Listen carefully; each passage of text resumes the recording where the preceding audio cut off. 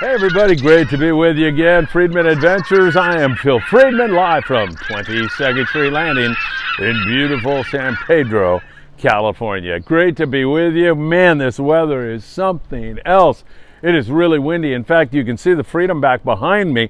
I'm actually hiding behind the Judith Ann, Tom Durr's boat, to block the wind, and it's gusting to 20, 25 down here.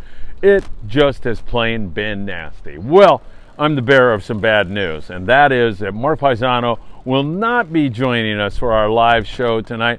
He's really hurt his neck, so he can hardly move his head from side to side right now, and that pain is radiating down into his shoulders. I said, look, Mark, take a day off, take 2 days off, figure it out, and we'll postpone things, even though I was dying for it. And I know so many of you, because I was getting all the comments and everything else. But Mark will be back. He's going to let me know if he can do it tomorrow or the next day or perhaps next week. We'll figure it out and we'll let you know. And again, he is a fountain of information. He's done it all. He's not only been a successful entrepreneur in this business, but I mean, he runs the bait boat, long range fishing, local fishing, everything in between. And it'll be great when we get him on here again. And of course, we definitely want to talk to him about life after Desiree Rodriguez, the little girl that he was responsible with his partner, Paul Strasser, in saving at sea 35 years ago.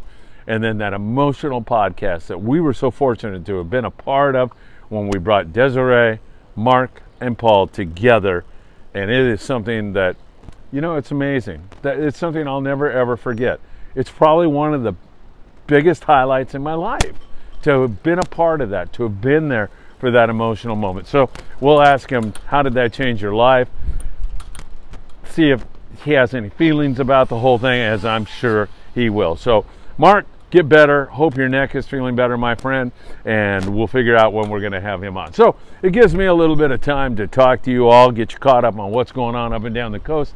And of course, a lot of it right now is this crazy weather. It is really windy right now, and most of the boats here at 22nd Street are not running. The Freedom back behind me is not going. None of the guys are going. It's just way too uncomfortable and way too dangerous right now. So we'll keep our eyes on it, and hopefully things will start to calm down. That's what we need.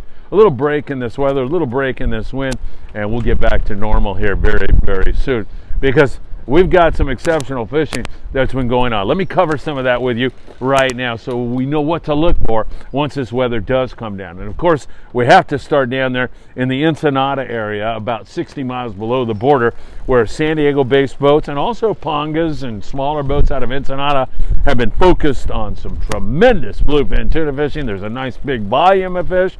It's biting fish.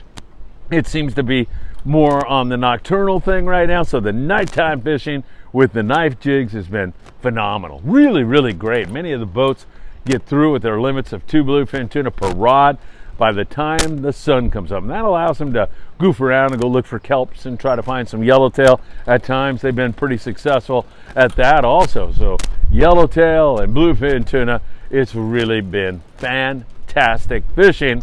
And once this weather lays down, I have no doubt that that's going to resume. And also, as we move further on into the year, you're not going to convince me that's the only spot of bluefin tuna around here right now. There's probably fish on the backside of Clemente. There's probably fish out there on Tanner and Cortez Bank. Who knows? It's just going to be such an exciting season that we'll be focused in on that, and we'll keep you up to date as this year goes on. But great bluefin tuna fishing. I know some of you guys were posting on our YouTube page that they were so bummed. One gentleman said he was on the Old Glory and they had to cancel because of the weather, and he was just so bummed because he was anticipating this great bite. And I said to him, and I say to all of you, we'll get back to it. It's going to bite, and you're going to have many, many great days to look forward to in this exciting 2022. Now, up and down the coast, many of the boats catching rockfish right now, but we had seen previous to this blow a few more calico bass, more sand bass, even a smattering of barracuda. Definitely some barracuda out of Catalina Island, the Coronado Islands, starting to see more and more fish. There was a lot of shorts, but still they're gar, and it's good to see those things. Iron biters and a sign that spring is in the air. And also, we have not seen a sustained good local barracuda bite for a long time, probably about as long as we haven't seen albacore. So we're wondering, with the anchovies starting to become more and more prevalent right now, as we start to see a cooler water year manifesting itself due to this La Nina condition, will we get a elongated barracuda bite this year? Will we get those migratory sand bass bite? Those are all questions that will be answered in the coming months, and I can't wait to follow that right along with you and see exactly what happens. It should be exciting. And of course, we'll be covering our albacore prediction in a couple of days, so stay tuned for that. I know a lot of you love to hear my albacore prediction because you can be sure that if you just go diametrically the other direction, you'll be good, right. So if I say, yeah, lots of albacore this year, then most of you will say no albacore, and you'll probably be right. So I'm that guy that you take to Vegas and you bet on. When I bet on black, you're betting on red. So once again, we'll have that for you as we move along. Islands, Coronado Islands have been looking pretty good.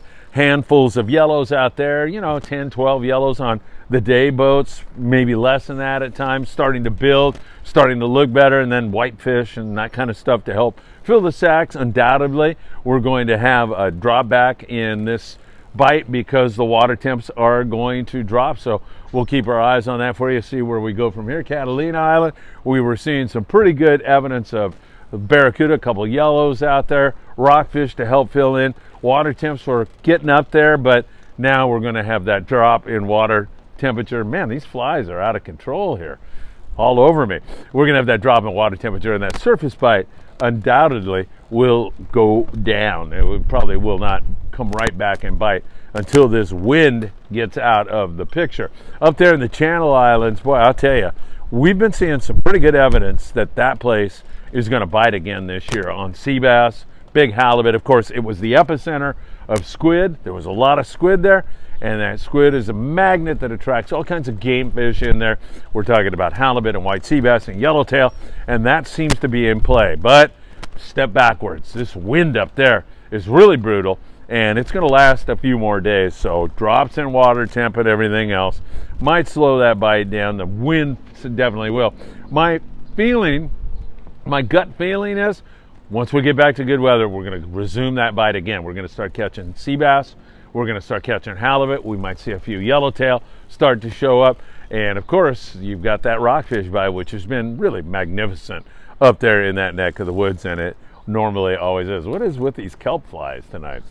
Anybody got a fly swatter? Give me a hand here. So up and down the coast, we are dealing with wind, and in many cases, gale force winds. Pretty darn tough. But we will continue to watch that for you very, very closely. The Independence, again, pulling into San Diego tomorrow morning, battling some tough seas up the Baja coast here this afternoon, but she'll be into Point Loma in the morning with a good catch of wahoo and yellowtail. Fishing way out there on Hurricane Bank was rewarding, and it sounded like a really, really good trip. All right, I am really sorry about Mark Pisano, and I'm even more sorry that these flies, it must be this wind or something. Are these kelp flies? What is going on with these damn things? I'm really sorry that Mark Pisano couldn't join us here this evening, but once again, hopefully he'll be feeling better very, very soon, and we're going to try to have him on before next Tuesday night. Next Tuesday night, we've got Chad from Hook Up Baits, and then the following Tuesday, sounds like Greg Brown from Opsin Fluorocarbon. I've got to confirm with Greg. Great guy, funny guy, and he's providing such a great product, Opsin Fluorocarbon. So I'll let you know about Mark Pisano. I hope he's feeling better. I hope you're all doing well, and this wind has got to stop. Once again, please accept my apologies for no live show here this evening. Mark's going to get better, and of course, Friedman Adventures will keep you in touch with all the very latest.